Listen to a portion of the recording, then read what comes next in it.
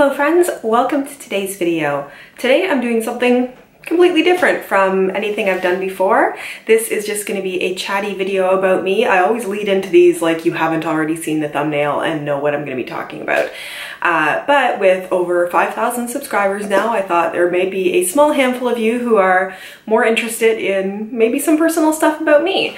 And one of the things that I've never talked about and you never see on my channel are my piercings and tattoos. And I thought maybe that would be interesting for some of you. So I thought I would talk a little bit about what I have, when I got them, the thought process behind them, more in the future, all of that kind of thing. I'll start with talking about piercings because it's a pretty short thing. I started out probably as most girls out there do, is having my ears pierced. And you may be thinking, or maybe not, that you've never seen me wearing earrings in my videos, because I don't. I haven't worn earrings maybe since I was like 17 years old. I can still feel that the holes are there, but I honestly don't think I could get earrings through them. I'm not a big jewelry person. You've probably realized that you have almost never seen me wearing necklaces. I don't wear earrings. I don't wear bracelets. I just have the watch. I don't wear rings. I have a couple of necklaces and things, but it's just not me. In terms of wardrobe and jewelry, I tend to be pretty minimalistic in that way. Also, a lot of the times if it seems like I'm wearing the same thing, I just have a lot of stuff. Like I like gray t-shirts. I often have multiples of the same thing if I like it, because for me, jeans and a t-shirt is just an easy thing to do. But we're getting off track here. So I did have my ears pierced probably when I was like, I don't know, maybe 13, somewhere around there. And then the next thing I had done, which it's not a bad piercing. I don't recommend it the way that I did it. I think it was when I was in my like rebellion preteen phase, or like whatever, probably about 14 or 15 years old. I got my ear pierced up here. I don't even remember why I ended up taking out what was there, but being the not so bright child that I was at the time, I got it pierced like at the mall with a piercing gun. And if you do ever decide to get any piercings done, even your ears, but especially through cartilage, don't get it done with a piercing gun. That's like the worst way to go. Go to like a real piercing place and have it done properly. I was very lucky that nothing like bad happened with it, but I had a piercing up there for a little while. I probably kept that one like through my university years, but yeah, I just don't have any ear piercings right now. So when I was in university, I also had my lip pierced. It was a loop in the middle, and probably most of the people in my life do not know that I had this piercing because I did not keep it for very long. I got the piercing done, so it was a ring right through the middle of my lips. And if you ever on any of my close-ups see like a little dimple right there, there's still a tiny little bit of a divot or a scar from where I had it done. I actually had it done twice within like a year, because I think the first time I had it done, it was not very old, maybe a couple of months old at that point. I don't even think I have any photos of me anywhere with it. Like, when I was in university, people didn't have like digital photos, and like going and getting film developed and stuff. I just don't have a lot of record of me from that age, which in a lot of ways is probably good.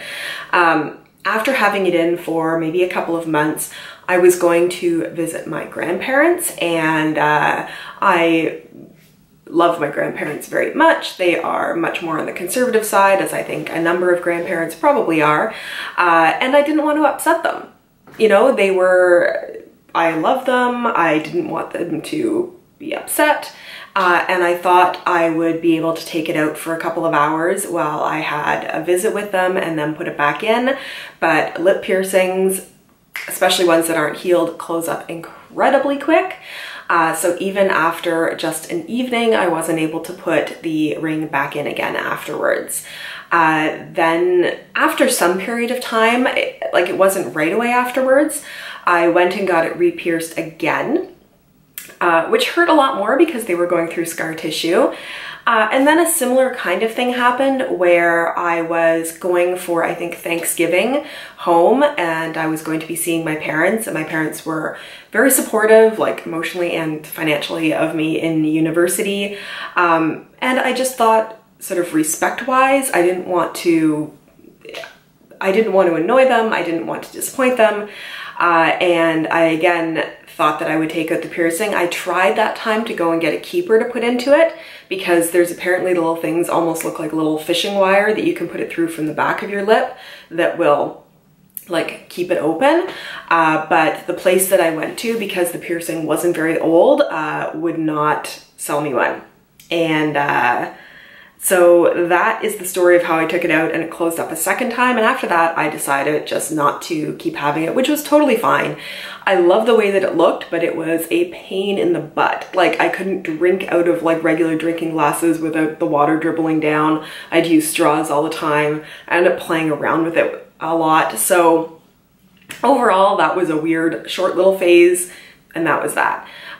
Prior to the lip piercing, actually, when I was in my very first year of university, I went and got my belly button pierced, and it was just a little silver ring that's in there, and that one stayed in. I, in fact, still have a belly button piercing. I have never ever taken it out. It's never moved around. It's healed totally fine.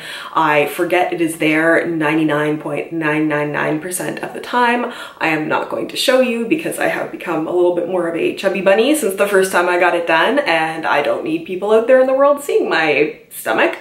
But it's there and I like it, and it's just staying there. And I remember after I got it done, I think I went to see a family doctor, and they said that like my body was going to reject it. It was going to grow out, but it's never moved. It's totally fine. I've never had any issues with it, knock on wood.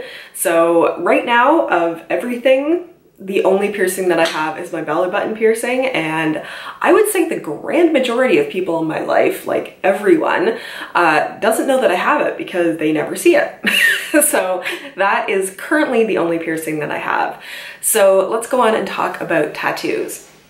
Around the same time of getting my belly button pierced, although the belly button piercing I got done in Toronto, my first tattoo I got done in the small town where I went to university, which was Guelph.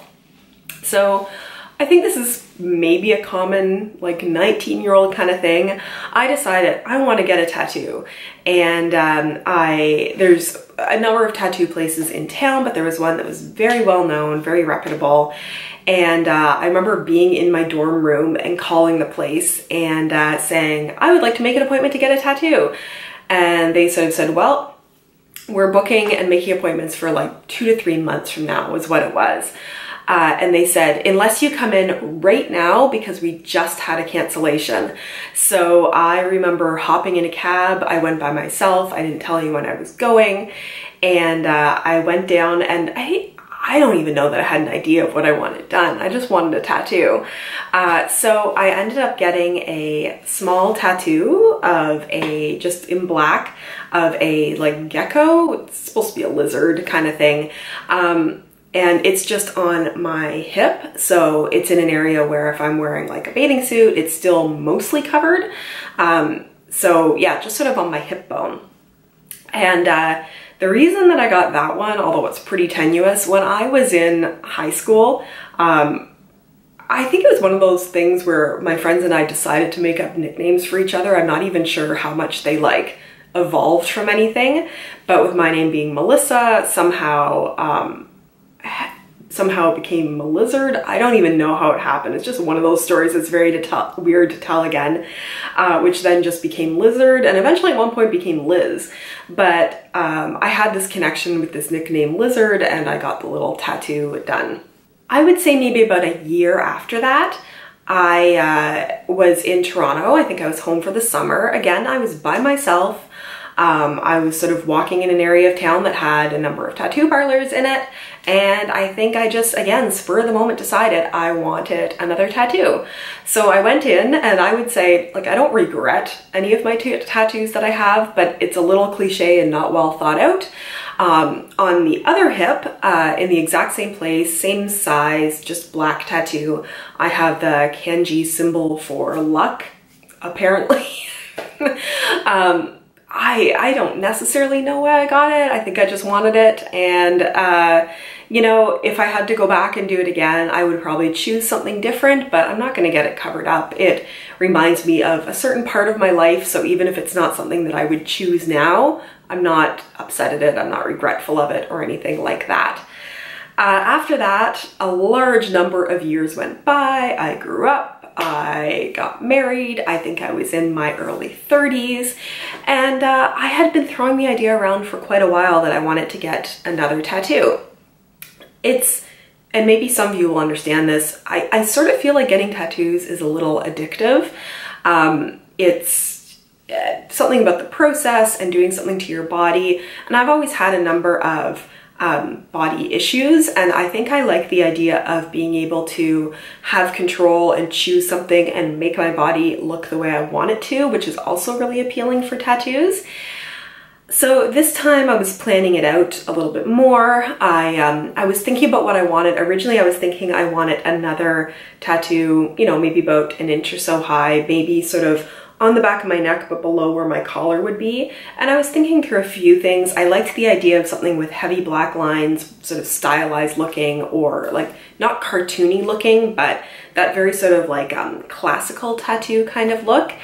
And I started thinking about things that almost looked like crests, or crests, I guess it would be. And I liked the idea of having some stars on there because I like the way that like tattooed stars look.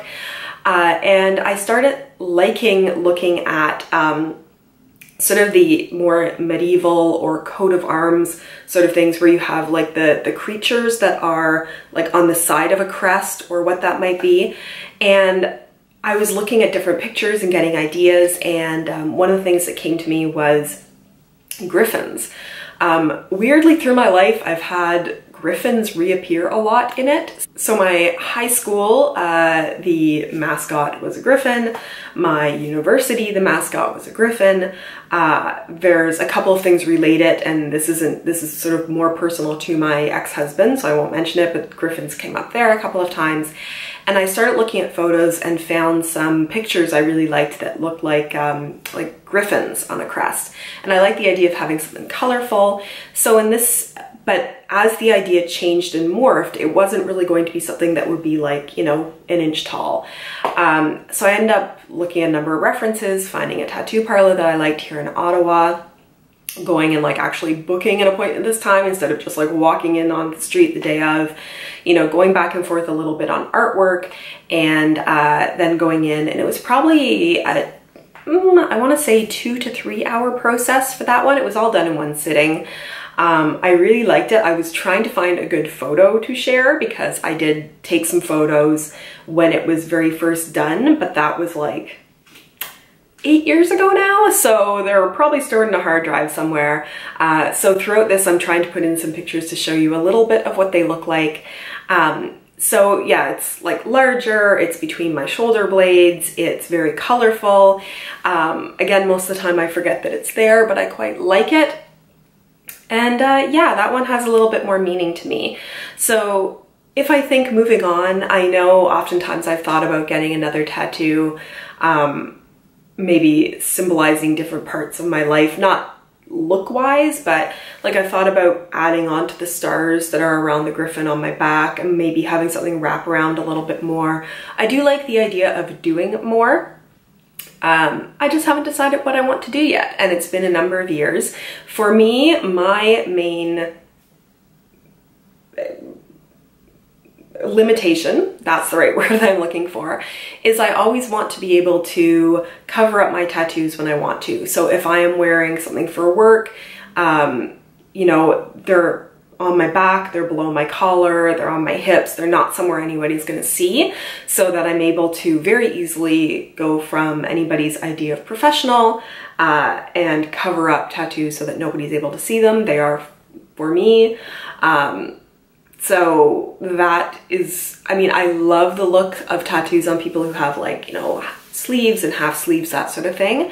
But as far as, you know, my work and what I like to do and how I like to present myself, I would still continue to look at things that I would be able to cover when I want it.